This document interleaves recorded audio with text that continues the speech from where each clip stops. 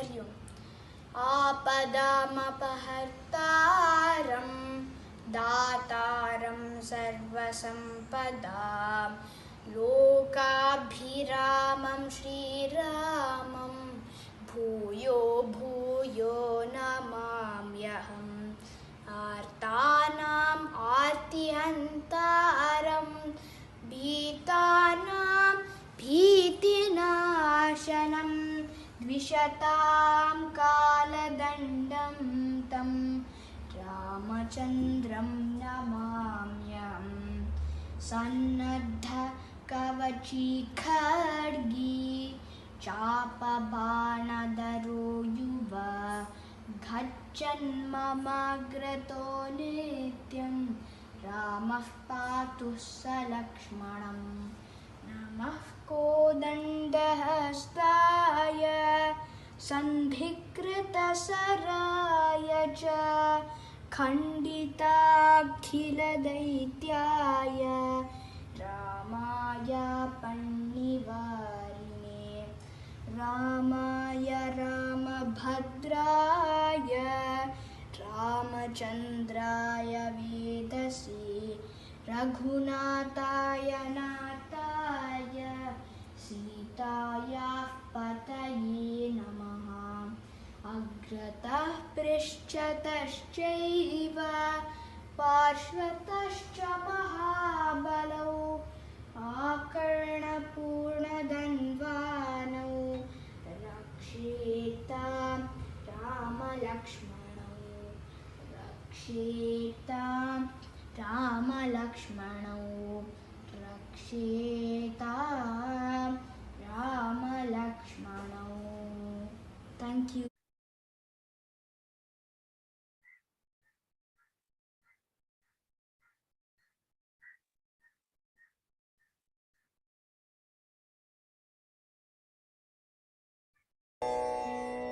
ॐ भद्रं कर्णेभिः शृणुयाम देवाः भद्रं पश्येमाक्षभिर्यजत्राः स्थिरैरङ्गैः स्तुष्टुवागं सस्तनूभिः व्यशेम देवहितं यदायुः।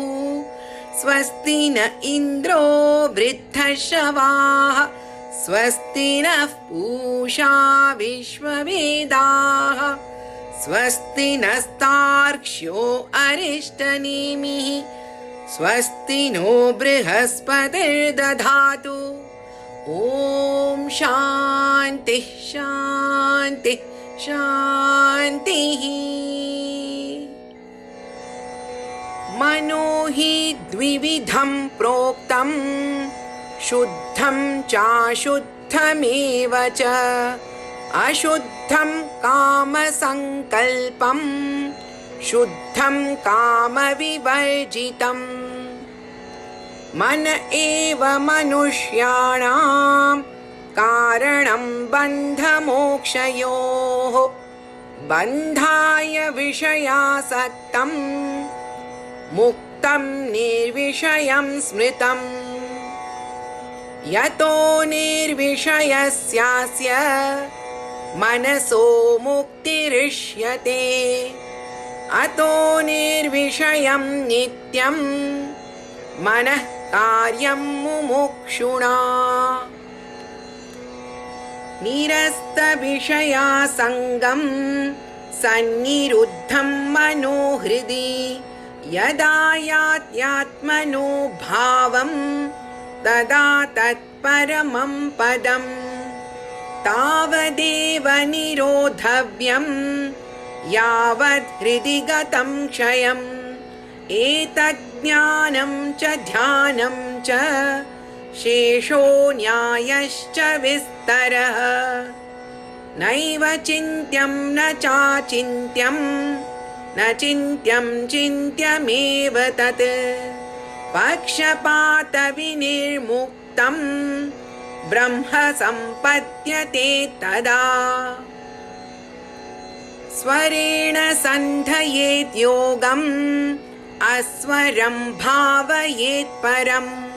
अस्वरेणानुभावेन भावो वा भाव इष्यते तदेव निष्कलं ब्रह्म निर्विकल्पं निरञ्जनम् तद्ब्रह्माहमिति ज्ञात्वा ब्रह्म सम्पद्यते ध्रुवम् निर्विकल्पमनन्तं च हेतुदृष्टान्तवर्जितम् अप्रमेयमनादिं च यज्ञात्वा मुच्यते बुधः न निरोधो न चोत्पत्तिः न बद्धो न च साधकः न मुमुक्षुर्न वै मुक्तः इत्येषा परमार्थता एक एवात्मा मन्तव्यो जाग्रत् स्वप्न सुषुप्तिषु स्थानत्रयव्यतीतस्य पुनर्जन्म न विद्यते एक एव हि भूतात्मा भूते भूते व्यवस्थितः एकधा बहुधा चैव दृश्यते जलचन्द्रवत् घटसंवृतमाकाशं नीयमाने घटे यथा घटो नीयेतनाकाशः तथा जीवो नभोपमः घटवत् विविधाकारं भिद्यमानं पुनः पुनः तद्भग्नं न च जानाति स जानाति च नित्यशः शब्दमायावृतो नैव तमसा याति पुष्करे भिन्ने तमसि चैकत्वम् एक एवानुपश्यति शब्दाक्षरं परं ब्रह्म तस्मिन् क्षीणे यदक्षरम् तद्विद्वानक्षरं ध्यायेत् यदिच्छेत् शान्तिमात्मनः द्वे विद्ये वेदितव्ये तु शब्दब्रह्म परं च यत् शब्दब्रह्मणि निष्णान्तः परं ब्रह्माधिगच्छति ग्रन्थमभ्यस्य मेधावी ज्ञानविज्ञानतत्परः पलालमिव धान्यार्थी त्यजेत् ग्रन्थमशेषतः गवामनेकवर्णानां क्षीरस्याप्येकवर्णता क्षीरवत् पश्यते ज्ञानं लिङ्गिनस्तु गवां यथा घृतमिव पयसि निगूढं भूते भूते वसति विज्ञानं सततं मन्थयितव्यं मनसा मन्थानुभूतेन ज्ञाननेत्रं समादाय उद्धरेत् वह्निवत् परं निष्कलं निश्चलं शान्तं तद्ब्रह्माहमिति स्मृतम् सर्वभूताधिवासं यत् भूतेषु च वसत्यपि सर्वानुग्राहकत्वेन तदस्म्यहं वासुदेवः तदस्म्यहं वासुदेव इति।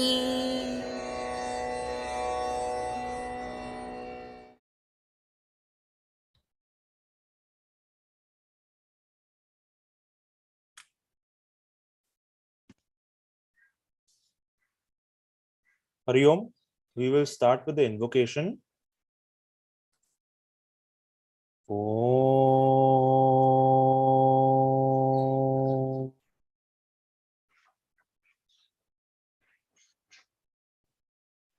Om.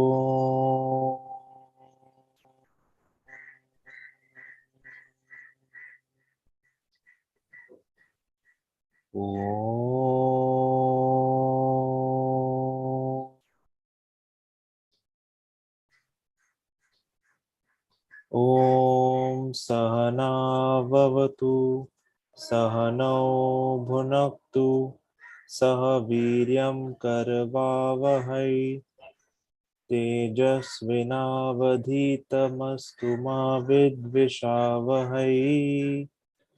Om Shanti Shanti Shanti. Samasta Jana Kalyane Niratam Karunamayam Namami Chinmayam Devam Satgurum Brahma Vidparam. Our respectful pranams to Swamiji and welcome to all fellow sadhaks who have joined us today for the third talk on the Amritabindu Upanishad. Just a few announcements before we begin. As you all are aware, we'll be having a 10-minute question answer session at the end. After the Aarti, we'll be having that. So you can all post your questions in the chat box and Swamiji can answer them. Also, we show the summary of the last week's discourse at the start, which is at 6:45. So I hope you have seen today's summary and have a revision of it. I will quickly mention all the yajmans for the program. Yeah. The Sampurna yajmans for the whole Jnana Yajna are Sri Chittur Manoharji, Srimati Nirja Birla, and Srimati Radha Kini. The Sampurna Upayajmans for this discourse are Srimati Chitra Vora, Srimati Kalpana Morparia, Sri Kishore Mallapur, Srimati Kumud Jnanendra Mishra, and Srimati Preeti Saxena. The Dainik Yajmans for this discourse are Srimati Jayashree B, Srimati Jia Hatiramani, and Srimati Jyoti Shirgurkar. May the grace and blessings of Lord Jagdishvara, Guruji, Gurudev, and the entire Guru Parampara always be on them and their families. And also, if you would like to be a Yajman for this program, at the end of the talk, we'll be sharing the link so you can go and register there. I request Swamiji to continue with the discourse now. Thank you.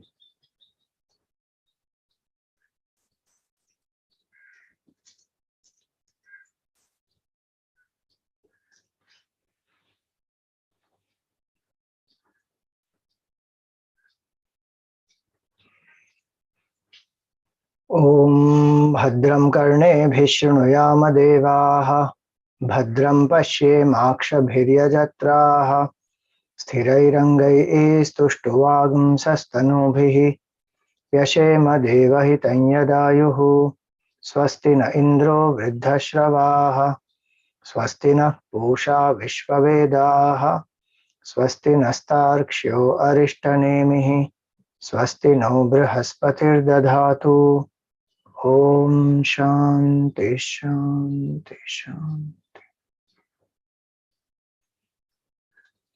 Hari Om, salutations to all. So this is the Shanti mantra that we had seen last session. First half of it we saw the deeper meaning. May we see what is auspicious. The prayer is, O Devatas, may we see what is auspicious. May we hear what is auspicious.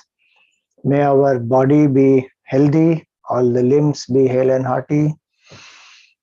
And may we live this life as per what is our prarabdha karma. May we live this life happily, healthily, and with love, with detachment, with fearlessness, so that when the time comes to drop, there is no regret that I did not do some things that I wanted to do, and there is no holding on that no, I don't want to drop now.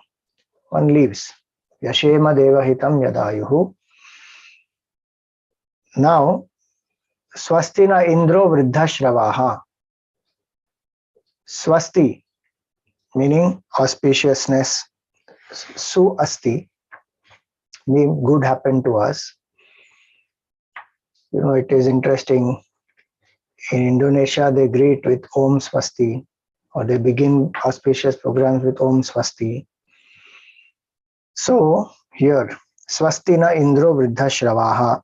Vriddhashravaha. Indra is called Vriddhashrava. Indra is the king of the Devatas, the most ancient one. May he bless us. May he do good to us. Swastina Indro Vriddhashravaha. So who is this Indra? One is he is the king of Devatas. He is also the god of rains. So externally speaking, we are saying that may there be good rains in the society, in the world, because so much of agriculture, etc., all depends on that. Even today, with all our science, technology, etc., we are still dependent on rain. And if rains don't come properly, there's drought, the economy goes through a lot of trouble, people go through challenges. So from the cosmic forces, the prayer is, O cosmic forces, O Devatas, please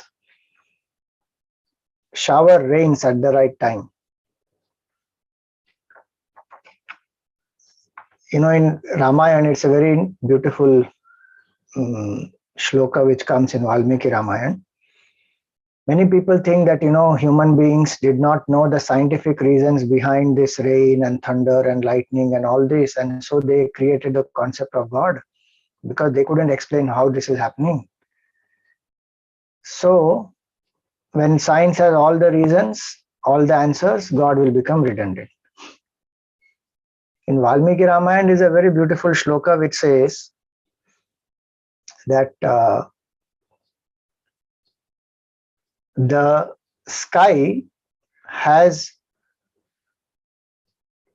through the rays of the sun, dried up the waters from the ocean and held it in its womb for 9 months, from Kartik to Ashad.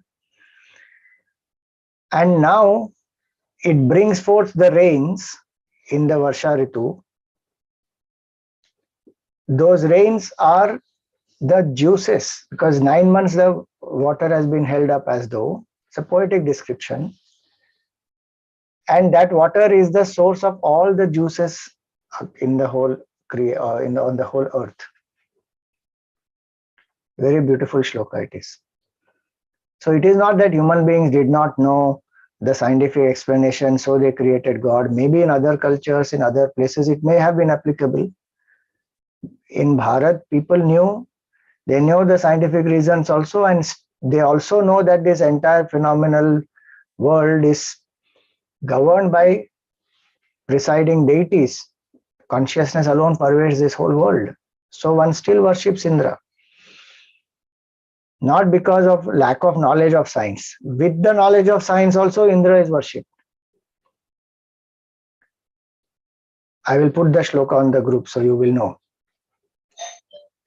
Now, so one is the meaning, the word Indra means praying for prosperity, praying for rains, praying for the well-being of the community. Then Indra also is the presiding deity of our hands. Those of you who know Vedanta and Tattvabodh, Hastayoho Indraha, the presiding deity of our hands. So self-effort. The Guru and the Shishya are there to study and gain knowledge. It is a lot of Purushartha. One has to go beyond the mind. Maximum Purushartha that requires. It may look that person is doing nothing, sitting quietly and meditating. What useless people, simply escapists from life and all that people think. But the maximum effort is required in that to transcend the mind. So Indra's grace is for that oh Indra, please bless us. May we put efforts. And very interesting is Indra also means our mind. Idam drashta Indraha. The one who is seeing all this, the objects, the senses are perceiving objects because of the mind. So, O mind, be auspicious. So, Swastina Indro Vriddhashravaha. Indra also represents strength, the king of Devatas, strength. So, O Indra, bless us with strength, with prosperity, with self-effort, and may the mind be auspicious. Swastina Pusha Vishwavedaha. May Pushan, the sun, who is the omniscient one. So for us, sun is not again a star, it is symbol of the Supreme Lord. And sun is called the one who knows everything, because sun illumines. So the illuminer is the sun. Symbolically we say he is the knower, Vishwavedaha, he knows everything in the world. So may that sun, who spreads his brilliance, light, effulgence in the whole creation, may that sun inspire us. One is we need light in the world outside, photosynthesis, and so many things have to happen. Then we get food. Bhagavan only has become the sun and creates the food. He says, Yada Aditya Gatam Tejaha Jagad Bhasayate Akhilam. That Aditya who is illumining the whole world, that is me. Yachandramasi Yachagnav Tat Tejo Vidhi Mamakam. In the 15th chapter he says, the brilliance of the sun, the coolness of the moon is all the brilliance of the Lord himself. Is the energy of the Lord, divine energy it is. So as the sun bring light, effulgence, illumination, and the entire cycle on earth, even the rains happen because of the sun, the food happens because of the sun, so many things happen. Our metabolic fire is connected to that sun, the cycle of the sun. So may that sun be auspicious to us. That is one meaning. Then subjective meaning is the sun is the presiding deity of our eyes, Chakshusha Suryaha. So may we have the right vision. Not only physically, we need light to see. In the medium of light we can see. But sun also symbolizes the vision of life. That's why we say Dhiyo Yona Prachodayat. When we worship the sun, oh Lord, sun, illumine all our intellects. Oh Supreme Lord, illumine all our intellects. We are here to study. May we have the right vision of the Upanishads, the vision of the self, that who we are truly. So Swastina Pusha, literally Pusha, see the word, Pusha means nourisher. Just think about it. Is there not science even in these words? Sun has many names. Mitra, Ravaya, Mitraya Namaha, Ravaya Namaha, Suryaya Namaha, Bhaskaraya Namaha, Bhanave Namaha. These are names of sun. One name is Pushne Namaha. Pushan means the nourisher. Does that word not tell us that our masters knew that the sun is the one who nourishes? In the Gita, as he says, he only becomes the Bhagavan through the sun, nurtures the whole the plant kingdom. He only becomes the energy, goes into the earth. He only, is the sunlight through which this photosynthesis happens, all that. And there are enough scriptures to even explain all those things. The purpose of spiritual literature is not to explain those things, but the words themselves indicate there's enough knowledge of science in our culture. And here we never had conflict of science versus spirituality. That's because science is embedded in our spiritual knowledge. That comes from a Abrahamic concept. They have a conflict of science and spirituality. In our culture, we don't have conflict of science versus spirituality. So Swastina Pusha, Vishwavedaha is all knower.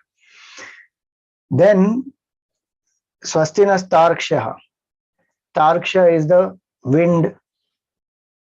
May there be proper good wind. Not too much, because then that is cyclone, hurricane, whatnot. And not too less that we keep feeling so hot. May the wind blow properly, O Tarksha. And it's called Arishtanemi, one who is remover of obstacles. May this Tarksha remove all our obstacles. You know how wind in a closed room, let us say for 1 week or so, 1 month or so, whatever time, if one has traveled out and the house is shut, then it starts smelling. When one comes, immediately first one opens up the windows, ventilation, cross ventilation, all that has to happen. Then the smell goes. So wind is symbol of swiftness, movement. So may in this pursuit of knowledge, may we put our efforts, and wind also is symbol of, purification. So may our minds become purified through this knowledge. May we overcome obstacles swiftly. May we not give up. May we not become dejected. Swastinastarksho arishtanemihi. And it's very interesting. Tarksha also means Garudji. So Garudji is Vahan of Vishnu Bhagwan. So in one meaning, Tarksha means, O Supreme Lord, O Devatas, O Garudji, please bring more and more satsang in our life. Because that's the only method of getting out of the cycle of bondage. And Garudji, when he comes, Garudji grabs all the snakes. The snakes run here and there. They can't, they are scared of Garudji. Same way, when the Garudji of satsang comes in our mind, so many snakes of negativities, etc., they start running here and there. Arishtanemihi. So Tarksha, Garudji, Arishtanemihi, one who destroys these obstacles, snakes. So bring more and more satsang. So may we have more and more satsang in our life. And especially when one is with the teacher, maximum satsang one has to do, not gossip and talk worldly things. Swastinastarksho arishtanemihi. Swastino brihaspatir dadhatu. Brihaspati is the Guru of the Devatas. So may we have the grace of the Guru. The Guru also is seeking the grace of his Guru. The disciple is seeking the grace of the Guru who is in front of him. So may the grace of the Guru be there so that we also tune up, and our mind may have a lot of flaws, limitations, but the Guru's grace can help us to overcome all that, realize our true self. So these are various meanings of this beautiful Shanti mantra. If we say in a generic way, we can apply this even in the world to achieve success in any endeavor that we want. What are the things that we require? First, we require spiritual knowledge. Brihaspati symbolizes spiritual knowledge. Second, we require a goal and we require the swiftness to move towards that goal. So, Vayu Bhagwan represents that. Then we require the hard work. Indra represents that hard work.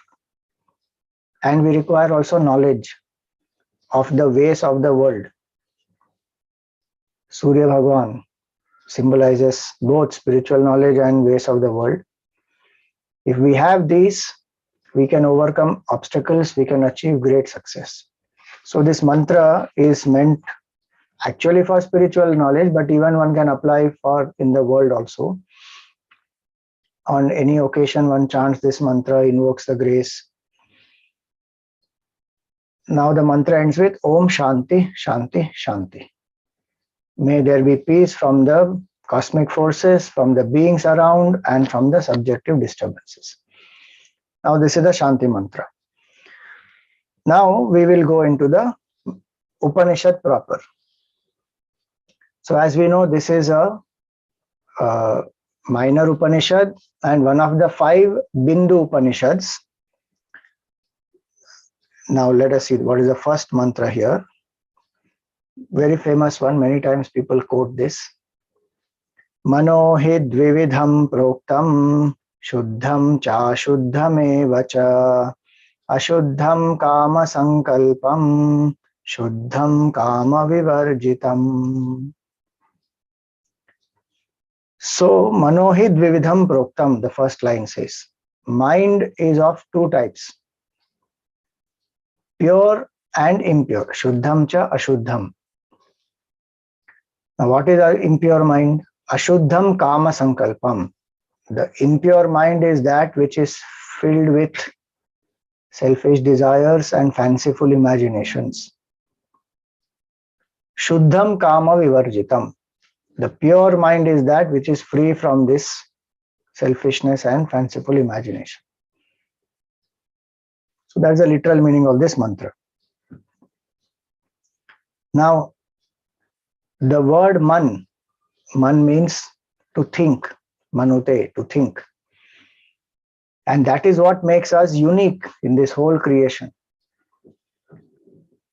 What they say, even biologically, this frontal lobe is the most powerful, and that which distinguishes us from the rest of the creatures, because there is the capability to think, of self-awareness, and so through that we can consciously evolve. Just like our body, see, body is called gross body. This body is made up of 5 elements: space, air, fire, water, earth. It is visible, so it is called gross. It is tangible, one can see, hear, taste, smell, touch. But mind also is body, but it is subtle body. It is also made up of 5 elements, made up of 5 subtle elements. Those are pure 5 elements, each without mixing with the other, tanmatras. Mind is made up of the sattvic aspect of these 5 elements. So it's much more subtler, powerful than the body. That's why we say mind over matter. Because body is made up of the tamasic aspect of the 5 elements, which have gone through combination, the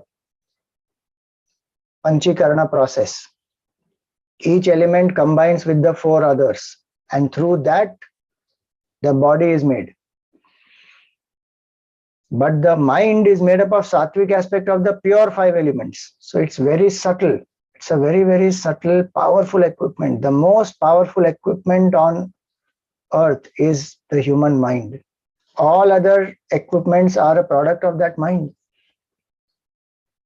The greatest power on this earth is the thought power. There is no other power greater than that. Every other power, nuclear power, atomic power, whatever, thermal power, this power, that power, all is a result of thought. How many ever technological advancements we make, it is all based on this mind. So this mind is a very subtle equipment, very powerful equipment, but it is subtle because, and it is invisible. So we can't see, hear, taste, smell, touch the mind. Gurudev used to sometimes joke, lucky we are not able to do that. If we are able to see somebody's mind, we will not go near them. Relationships won't be possible if we can see the minds of people. And that's why, he used to say, why do you want to get siddhis of reading people's minds? It is like peeping into the bathrooms of people. Why should one do that? Because there is impurities in the mind. Why does one want to even go through? Now, here it is said, this mind of ours, what is this mind? Gurudev is to say, it is a flow of thoughts like the river is a flow of water. Continuous thoughts keep flowing. That flow of thoughts is called as the mind. And as the thoughts are, so is the mind. As the mind is, so is the person. So thoughts are the basic unit. If there is one thought, it is not the mind. It is a flow of thoughts. If there is no thought, it is not mind. If it's only one thought, it is not the mind. Even if there is one thought continuously recurring, then that is mind. Om Namah Shivaya, Om Namah Shivaya, Om Namah Shivaya, or even any other thought. I am happy, I am happy, I am happy. Then it's a mind, continuous flow. So the quality, Gurudev would give these fundamentals of Vedanta, actually these are. Quality of the water determines the quality of the river. Quantity of water determines the force of that river. And the direction of the water determines where this river is headed, where will it reach. Same way, our mind here is speaking about the quality of the mind. Manohi dvividham proktam. In quality, it is said, it is pure and impure. Now, what is the meaning of purity and impurity? Suppose there is water in a glass. How do we say there is pure water? If there is nothing else in it except water, then that is called pure water. If there is something which is not water, it has come from outside, it has been put, then that becomes impure water. So in the mind, when we say, what is the two types of mind? Pure mind, impure mind. Now, what is impurity? What has come from outside? What does not belong to it? What are those things? So there are different ways to understand purity and impurity. One way to understand it is, there are these 6 impurities of the mind. Kama, lust or selfishness. Krodha, anger. Lobha, greed. Moha, delusion. Mada, intoxication. Matsarya, jealousy. These 6, when they are there in the mind, then that mind is called impure. And even one of these 6 is enough to disturb the mind. And our mind is filled with all 6. Imagine. That's why Gurudev would say that happiness is only a chutney in our life. The main course is sorrow. Think about it. Happiness is only one chutney. Why? Because the mind is filled with so much impurity. It's not the world outside, it is here. So many impurities in the mind. And the source of all impurities is the first one, kama. Kama, if it is fulfilled, it will give rise to lobha, it will give rise to moha, it will give rise to mada. Greed, delusion, intoxication. If it is not fulfilled, it will give rise to anger, krodha, and matsarya, jealousy. So the source is the first one, kama. That's why it is said, ashuddham kama sankalpam. Then what is purity? When the mind is free from these. So opposite qualities, selflessness, empathy, contentment, right knowledge, right thinking, then humility and admiration. These are 6 opposite. When the mind has these 6, then the impurities are not there. Now it is very interesting that because of our habit, we are thinking that the nature of the mind is impurity. But actually speaking, the nature of the mind is purity. Like we see the water, the impurity has got added from outside, and so that can be removed. Again, the water will become pure. What the water purifiers and all the other equipment they do, they remove the impurity. Desalination plants and all that, they will remove the impurity. The water again becomes pure, because that's the nature of water. Because of continuous identification with the impurities, we think our mind is impure by nature. It is not impure by nature. Oh no, Swamiji, how are you saying it is not impure by nature? See, whatever is the nature of that thing, one cannot remove. Like we cannot make fire free from heat and light, because nature of fire is heat and light. Same way, whatever is the nature of the mind, that cannot be removed.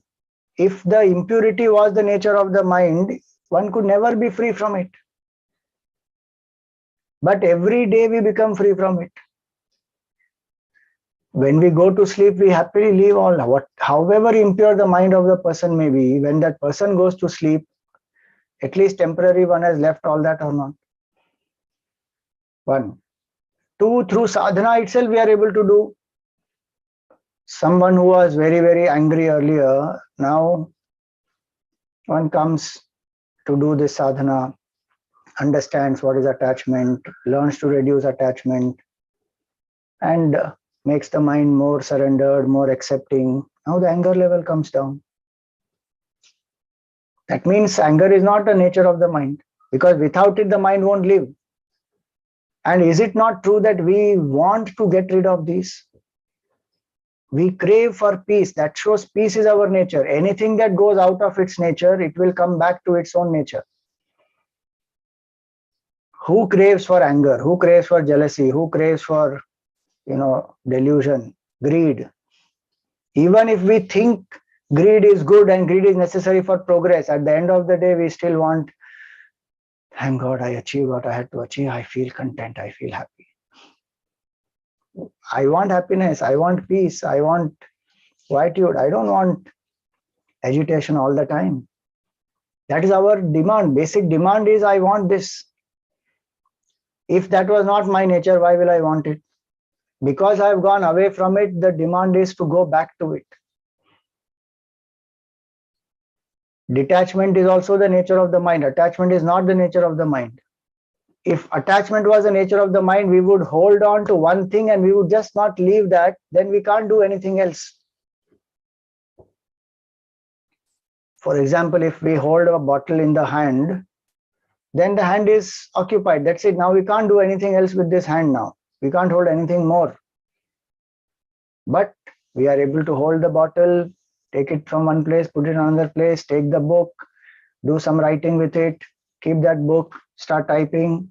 So we are able to take and drop, take and drop. Same thing we are doing with the mind also. We may have 20 objects of attachment. That itself proves our nature is detachment. How interesting is that? Because from one object, we keep jumping to the other.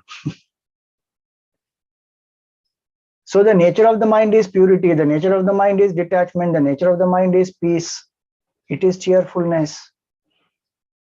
For whatever reasons, we have not been told that, or we have been brought up in a certain way, or we have gone through certain experiences. Now we are not able to accept certain things. So reasons can be any. So one has come to feel that, no, my mind is impure. I have been like this only. Even if one is born that way, it is still true that the mind is not, the nature of the mind is not impurity. It appears impure when associated with impurity. If a thought of sorrow comes, sadness comes, we identify, then we say, I am sad. Otherwise, it's a thought, it comes and it goes. It will not stay. It will just go. That's the definition of the mind itself. No, mind is a flow of thoughts. It is not said that mind is a flow of impure thoughts only. It is a flow of thoughts. Pure thoughts also flow, impure thoughts also flow. But the very fact that it is flowing, that shows that its nature is detachment. But we are not aware of it, so we think that attachment is my nature, agitation is my nature, depression is my nature. Why don't you smile? What can I do, Swamiji? I'm like this only. No, you are not like this. Vedanta says very clearly, our nature is purity, even as a mind. Then realizing the self is different completely. If the mind becomes pure, Gurudev used to say, purest mind is Brahman. Because purest mind, 100% pure mind is no mind. It is realized, is Brahman. So, Manohid Vividham Proktam, mind is of two types, Shuddham and Ashuddham. So one type of impurity, what we spoke, one way to understand impurity is 6 impurities of the mind. Opposite is purity. Other way to understand impurity is these 6 impurities of the mind, they cause the mind to become extrovert. So we forget that happiness is our nature. So that mind which is extrovert, constantly running in the world outside, is restless, is not able to sit quietly, is very disturbed. So that extrovertedness is impurity, where there is no control. See, going out in the world, everyone's mind goes out through the senses. Even the realized person's mind will go out through the senses. But the issue is the vasana pressure makes that person seek happiness and do wrong things, do things which make the person bound. Those things are the impurities. That is called extrovertedness, born out of Rajoguna, where one is pushed to do things which one knows are wrong or which are harmful, but one will just helplessly do it because one is a victim of the mind, those impurities. So extrovertedness is that impurity, and the control on the mind and a certain level of balance between extrovert and introvert, that is purity. That is one way to understand. The mind which has knowledge and clarity is a pure mind. And the mind which has ignorance, attachment, that's an impure mind. Wrong notions. So many wrong notions our mind has today. To smoke is so cool. To eat non-vegetarian is personal choice, each person's choice. How many animals are getting killed? How many resources of earth are being used? How much global warming is happening? Meat industry is the second largest contributor to global warming. It is no more a choice. We cannot afford that. And what right do we have to take life of someone else, some other more developed creature than plants? If life subsists on life, then we can live with minimum himsa. So many of these wrong notions are there. That makes the mind impure. So when the right knowledge comes, then we start dropping all these wrong notions, the mind automatically becomes pure. That's why it is said there is no greater purifier than knowledge. Nahi jnanena sadrisham pavitramiha vidyate. So there are very many different ways to understand what is impurity and what is purity. In purity, there will be introvertedness, there will not be dependence, there will be detachment, there will be right understanding, knowledge, cheerfulness, happiness, selflessness, service. Those are qualities of pure mind. The impure mind will have exactly opposite. Here specifically two things are said about impurity: kama and sankalpa. Sankalpa means fanciful imagination. Based on our own past vasanas, we fancifully imagine that I plus this object is equal to happiness. That's the equation the mind makes. So if I get this latest watch, I will be so happy. If I go to that place, I will be so happy. If I eat this type of exotic food, I will be so happy. Now the mind broods on it. Now that sankalpa is a fanciful imagination that will lead to desire arising. Kama leads to sankalpa. Sorry, sankalpa leads to kama. That's why in Mahabharata there is a beautiful shloka which says, Kama janami te moolam. Oh Kama, I know your source. What? Sankalpat kila jayate. You are born out of sankalpa, out of fanciful imagination. And why do we fancifully imagine? Based on our vasanas, based on our conditioning. All these advertisements and the peer pressure and the society pressure and all this, then one feels some, whatever that drink, let us say aerated drink, and they show some famous actor or actress, drinking that in the summer, hot it is, and one is drinking that with ice and all that. One feels so cool. Everybody looking at that.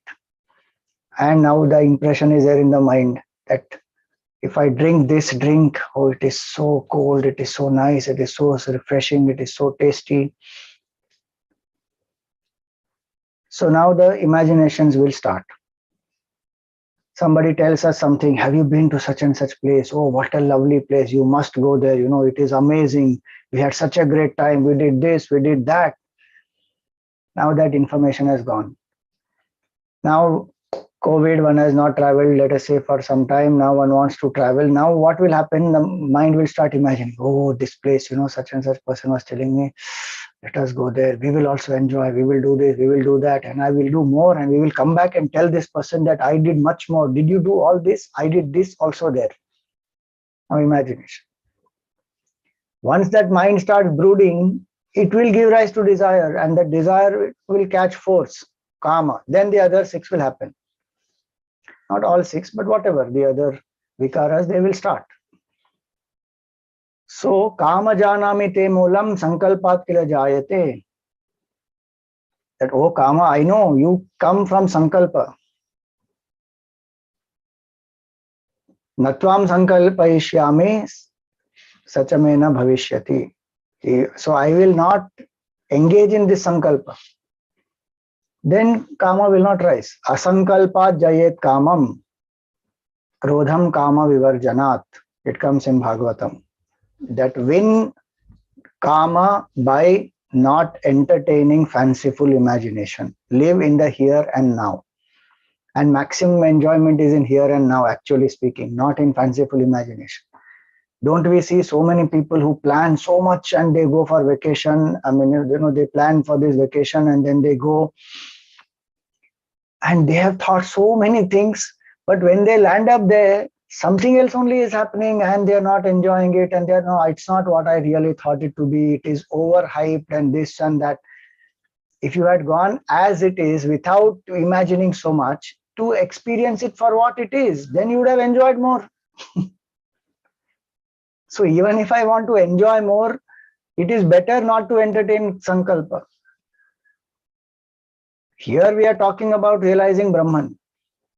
That mind which has seen enough in the world, why will it want to entertain sankalpa? Does anybody in their right senses who has grown out from, who is an adult, ever sit and brood, oh, teddy bear, what a lovely teddy bear. I am playing with this teddy bear, and when I have it, it will be so nice.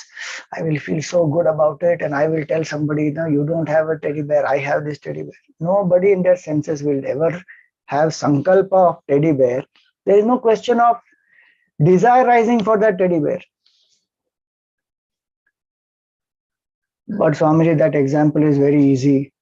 Children, those toys of childhood we don't imagine right now, but we imagine other toys, other things in the world. That is what has happened. We have only replaced those toys of childhood with other objects. The tendency to be, brooding and imagining, that has not gone. If I have seen enough in the world, what is there to brood about honestly if you think about it? That is called Vairagya. Vivek and then Vairagya. Because whatever I will get will be only momentary.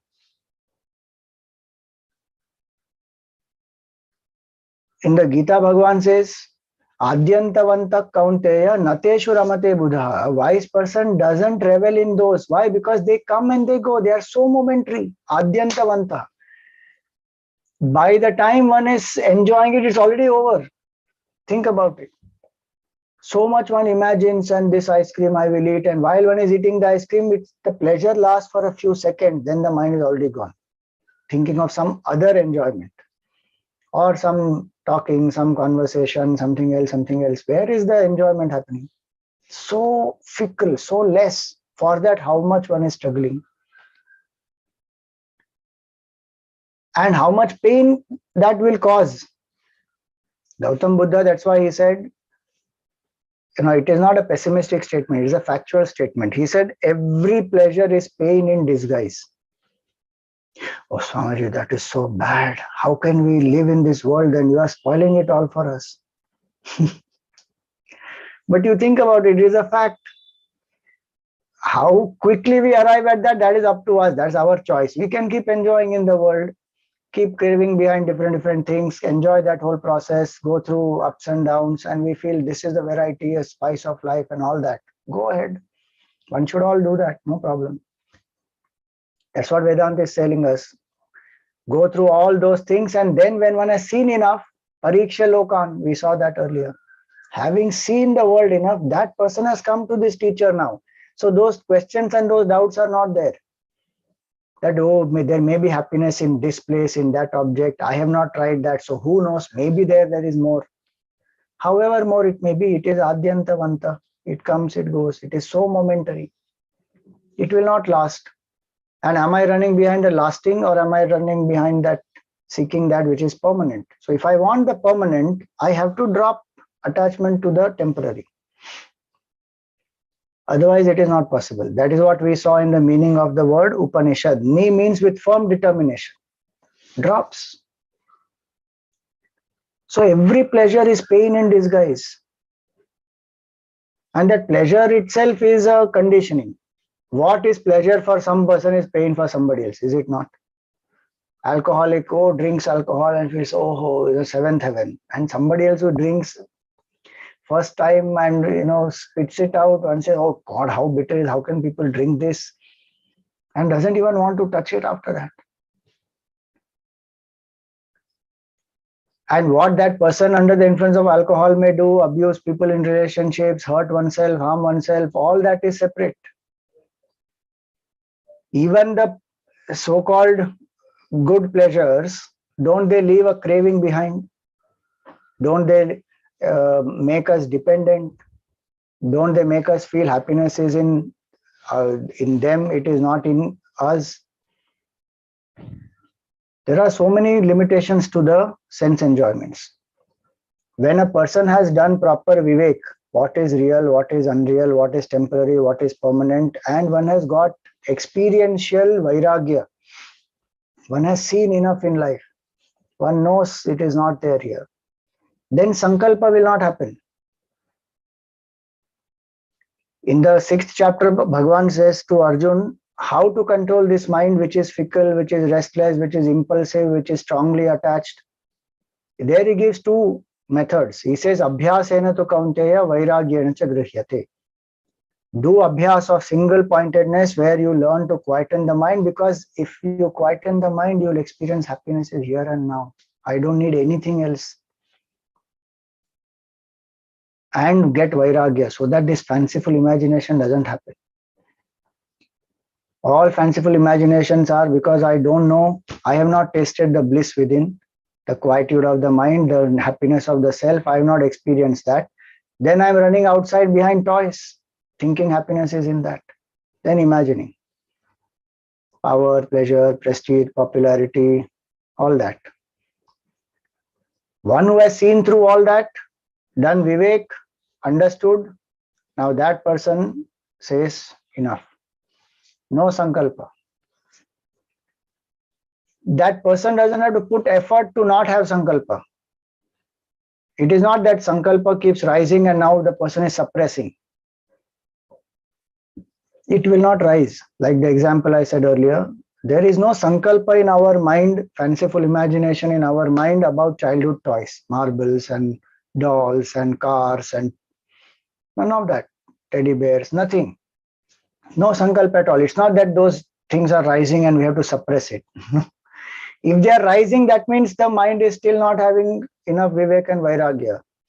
That sadhana is different. Then one has to do karma yoga sadhana, live in self-control, dedicate actions to Bhagavan, increase the upasana, and while enjoying permitted pleasures, do pratipaksha bhavana. Those are methods to get vairagya. So kama and sankalpa, these are 2 impurities. In that, kama is the effect, sankalpa is the cause. And that sankalpa is the cause because there is ignorance. I don't know who I am. I have forgotten my nature as the self. So this is the first shloka. Kama janami te moolam sankalpat, manohid vividham proktam shuddham cha ashuddham eva cha. 2 types of mind. Pure and impure. Impure is full of sankalpa and kama. Now when somebody says, Swamiji, my mind is very restless, it is because of kama and sankalpa. Can you give me some mantra to quieten the mind? So mantra can be given to quieten the mind, which abhyasa yoga, what we saw, Bhagavan also tells. But that alone will not help. Vairagya is required. So sankalpa has to be understood properly. Somebody who wants to experience the higher states of peace and quietude,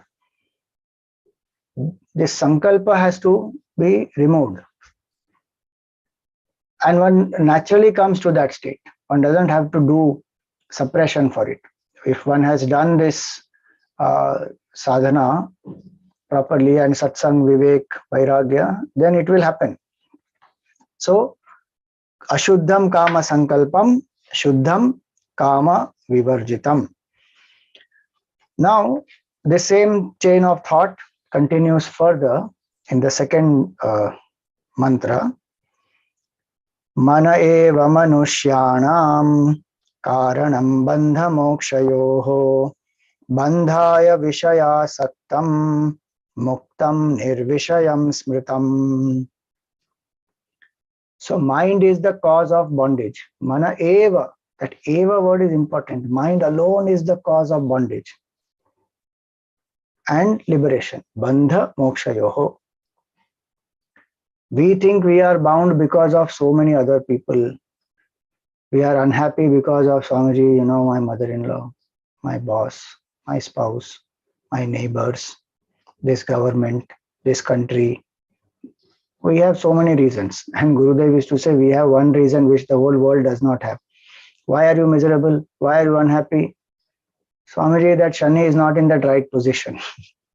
Right from that Shani to the neighbor, everybody is responsible for my misery and my bondage and my limitation, except me. That is called victim mindset. A victim will keep on crying like that. A victor will say, no. These may be incidental factors, they are not main factor. The main factor is mana eva. It is my mind alone.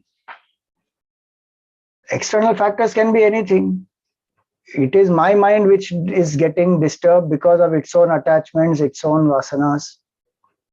And that is the mind which is ashuddham, so that is binding. And what is ashuddhi?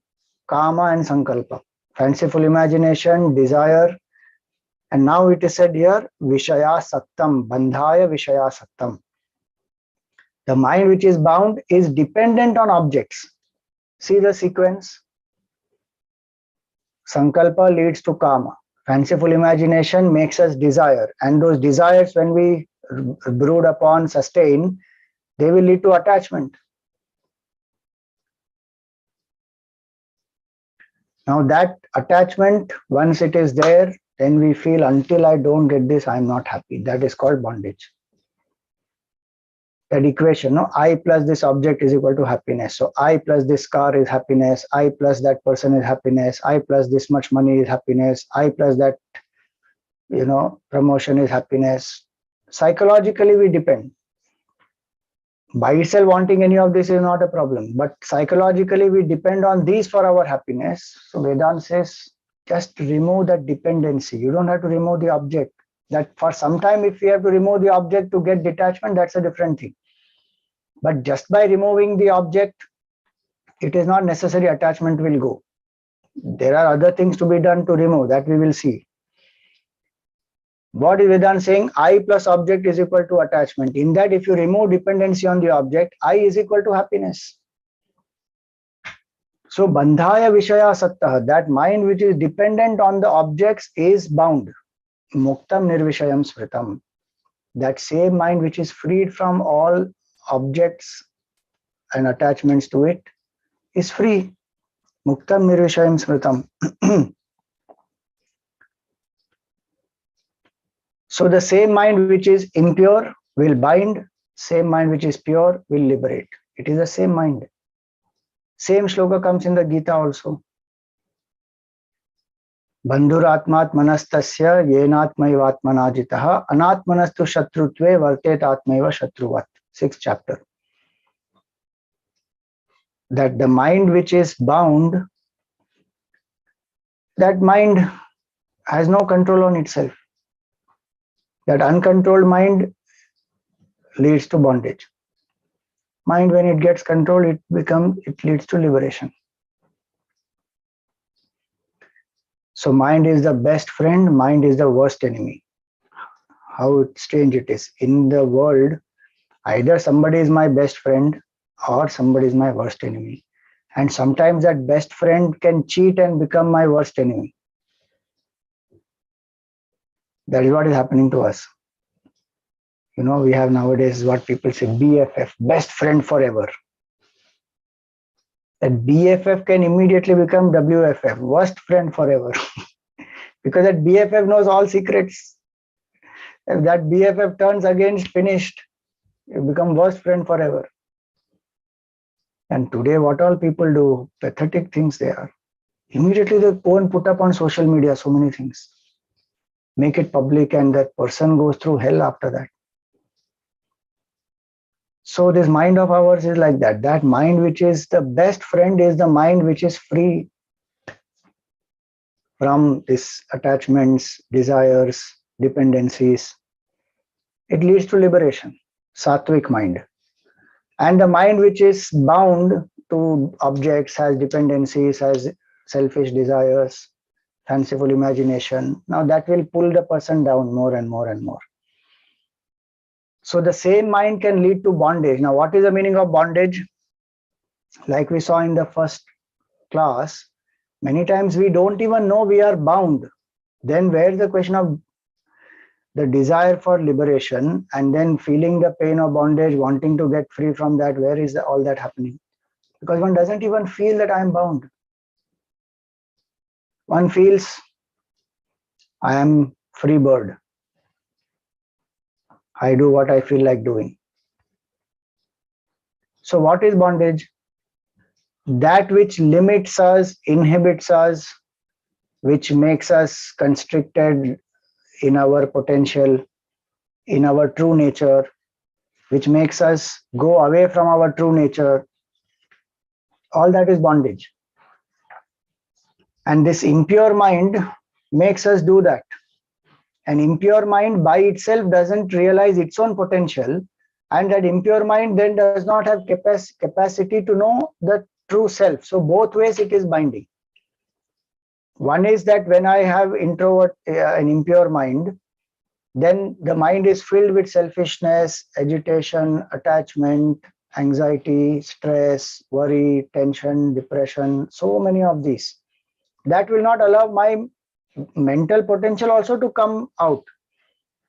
Each one of us has so much of potential. We can do so much for ourselves, for the world. But these thoughts, they pull us down. And we give power to them because of our own ignorance.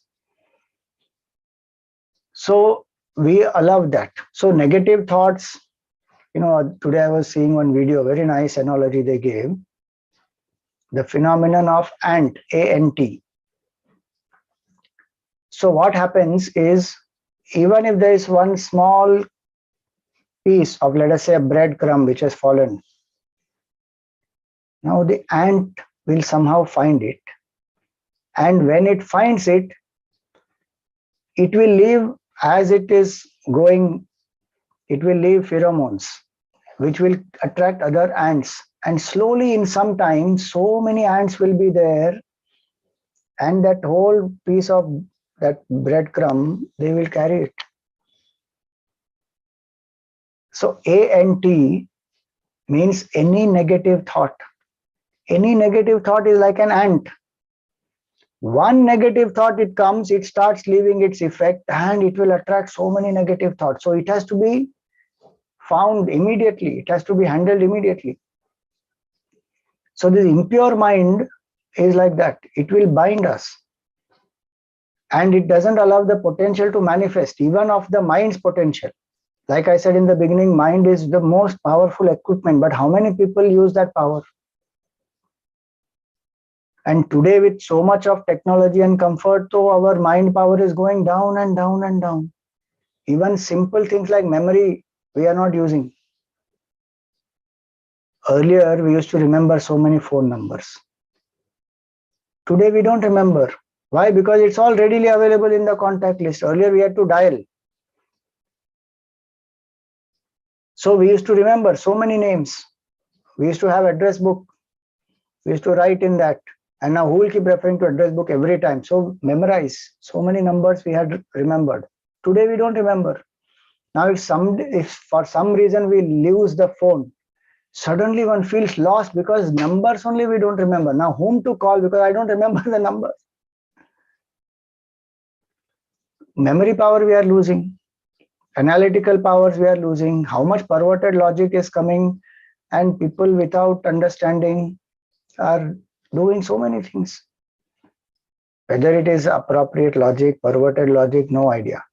What is truth? What is a rumor? That also one doesn't know. So the mind power is continuously getting lower and lower because we are not using our thinking, analysis, decision making, memory.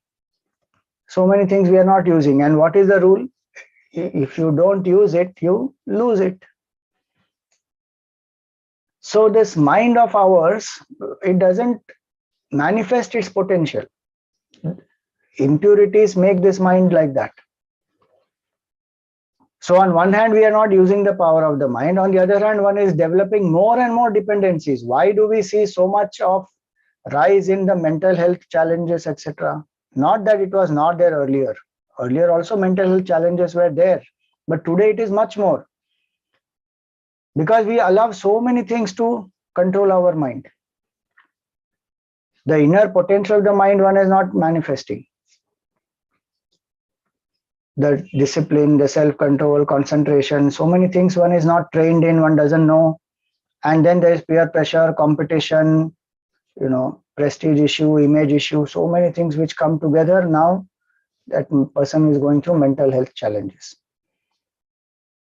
So here it is, Bhagavan says, the mantra says here that what is bondage? We have to realize this dependency is bondage. How many times we justify that bondage? Oh, it is natural, after all, I'm a human being, that's what makes me human. The 6 impurities, people justify. If I don't have lust and greed and anger, and what use it is? That is what makes me human. That is what makes me who I am. But that is limiting the potential. Please understand that. That is what Vedanta is saying. As a human, you can do so much more. That is who you are with the positive mind.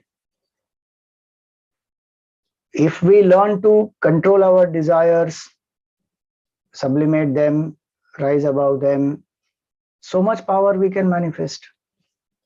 Channelize them well, we can manifest so much power. And here we will then be able to manifest the highest, the self.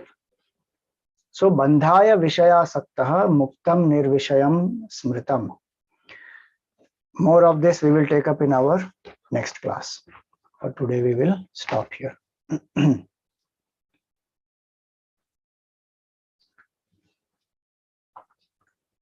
Thank you, Swamiji, for such valuable knowledge. We will proceed with the Aarti. Before that, I will just mention the Aarti Yajmans for the discourse. The Aarti Yajmans for this discourse are Srimati Geeta Amod Bal and Sri Dilip Kumar Singh. So may Gurudev's blessings always be with them.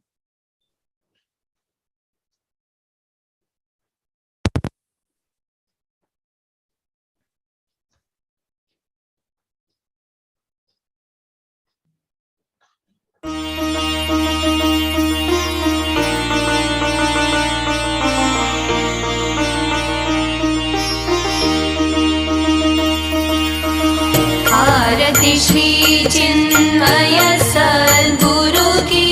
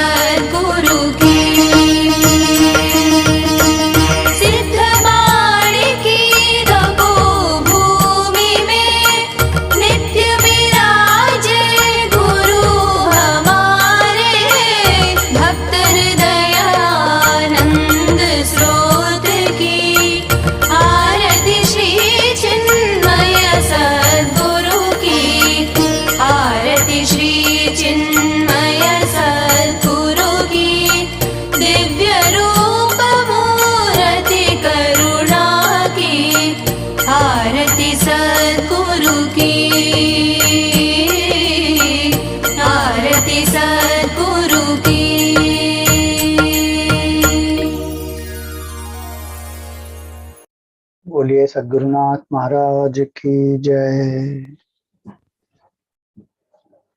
If anyone has any questions, kindly raise your hand so we can unmute you, or you can type it in the chat box.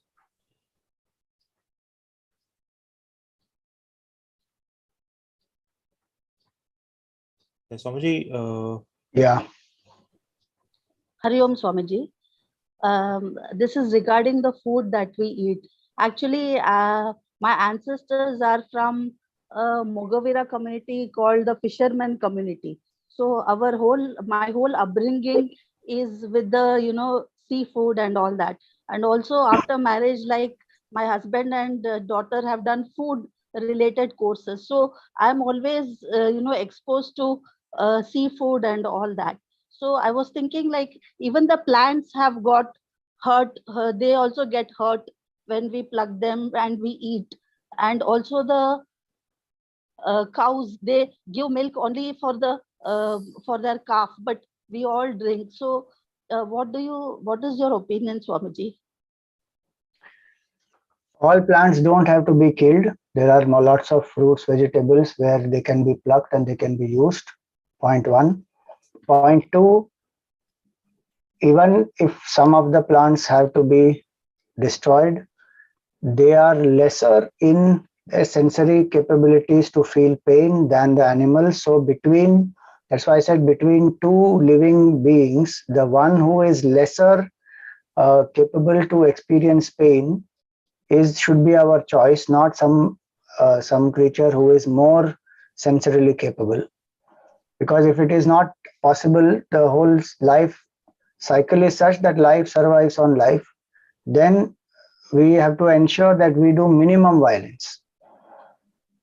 And as far as milk is concerned, that's anyway a choice people have. Without milk also, there are lots of people who are living today, and vegan diet, etc., is now very common. But it is also a fact that it is not necessary that the calf alone needs that milk. If the calf is deprived, obviously that's not the right thing to do.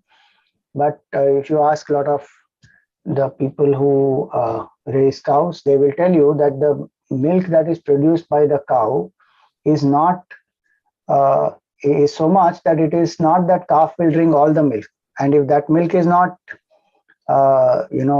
milked out from the cow, it will create more trouble for the cow itself. So obviously the calf should not be deprived, but otherwise once the calf has taken the milk, then extra milk can always be used by everyone. There's nothing wrong with that. Obviously there should not be animal torture. That is what people do in the dairy industry today, that one should not support. And as far as upbringing is concerned, there is always possibility that when we know certain things, we have become well informed, we are well aware, we can change. That is the glory of the human being, that one can change one's habits. It may appear difficult, but if one is convinced, then slowly one can bring about a change. okay. Swamiji, Parul Desai has a question that my mind has lots of overlapping thoughts. How do I control it? So, overlapping thoughts, there may be many thoughts because one is anxious to achieve something. One has to learn to quieten down, relax, and also be clear about the process and have the confidence that I can achieve. Then the mind will have regular thoughts, regulated thoughts. If one doesn't know how to achieve it, if one doesn't feel confident, if one has no clarity about the goal, and one is having too many things to achieve in less time, then it is all going to ensure that there is lots of overlap of thoughts. If that's what you mean by overlap of thoughts, is too many thoughts. If by overlap of thoughts you mean self-cancellation of thoughts, then one has to avoid that by reminding oneself why I want this goal. Suppose I want to exercise also and I want to enjoy sleep also early in the morning. Now that's self-cancellation. So I have to choose one, saying this exercise is important, that goal is very important for me. Why this goal is important for me, the more I remind myself, the more I will have the ability to let go of the attachment to sleep. then one focuses. So then self-cancellation will not happen. And then as you enjoy the process, then that struggle will become less. One will spontaneously get up, go for the exercise, benefit from it, feel good about it. All that would happen. One method, other method to control the quantity of thoughts is to regularly practice two things, doing one thing at a time with full attention. If I do one thing at a time with full attention, the mind doesn't wander. If it wanders, I bring it back to the work. That's a training of the mind. And the other method is to practice mantra japa or any other method of quietening the mind. So focus on the breathing, chant a mantra. Those methods are there by which slow and steady practice, when one does, the thoughts will quieten down, the quantity will reduce, and one gets more conscious control on the thoughts. Okay, so thank you.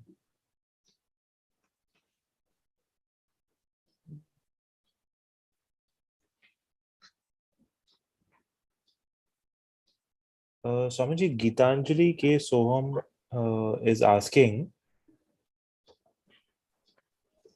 Swamiji, please A accept comment. It's only a comment. It's not a question there. Okay, Prakash Badlani is asking, Yeah. attachment starts from the day we are born, attachment to mother, then toys, games, friends, etc. It's only when we realize at later stage that attachment brings misery, then we go for detachment to get peace. Correct. That is true. When we realize the pain of attachment, then is what we go into the detachment part. That's why satsang is important. Okay. Meghna Shastri is asking, Namaskar Swamiji, how to not entertain sankalpa? So as I said, two methods for not entertaining sankalpa. One is when one has enough vairagya in life, one has seen enough, and one has experienced the finite nature of the temporary pleasures and the painful aspect of it. And one knows that what I seek is permanent happiness, it will not come from here. So there is no point in fanciful imaginations. Like we know the toys of childhood don't give any real joy. At that point, they appear to give a lot of joy, and without the teddy bear, the child doesn't sleep. But now one has grown up, one knows that there are so many better ways. And that was just, to occupy the mind for that point in time in evolution. But that's not real. Same way, when one knows that this is unreal, this is illusory or temporary, then the sankalpa will not come. That deep vairagya is important, either that or learn to quieten the mind and experience the joy within through bhakti, through sadhana, through seva. The more I experience the joy within, the sankalpa will not come. Because when one is full, there is no desire, there is no sankalpa, no imagination. One feels so happy within. Sadhana will lead to that. All the sadhana, whether it is karma yoga sadhana, bhakti yoga sadhana, it will lead to that. When we will feel the joy inside, then sankalpa will not happen. So either develop bhakti or develop deep vairagya. Is egg vegetarian or non-vegetarian? Non-vegetarian, yes. It is non-vegetarian in that sense. What it also has life. Now, if somebody says no, there are methods to produce it artificially and all that, then please ask some dietitian to clarify all that. I am not an expert in that. But in general, one says egg is a non-vegetarian thing because there is a life developing inside that. So why kill it? Okay. Alpa Bitcha is asking, so is sankalpa fanciful imagination in English? It is also used in positive context to take a sankalpa or decide to do something for one's good. Yes, so sankalpa has both meanings. Sankalpa also means an auspicious resolve. Sankalpa also means willpower. And sankalpa also here means fanciful imagination. So in this context, in the mantra proper, sankalpa means fanciful imagination. It does not mean a good resolve or willpower in this context. Okay. Samyak kalpana is the etymological splitting of the word sankalpa in this context. It's a fanciful imagination. Samyak kalpana. I think that's only for today, Swamiji. These questions. All right. Thank you, everyone. Om Purnamada Purnamidam Purnat Purnamudachyate Purnasya Purnamadaya Purnameva Vashishyate. Om Shanti Shanti Shanti. Harihi Om Shri Gurubhyo Namaha. Harihi Om. Thank you, Swamiji. Thank you. Hari Om.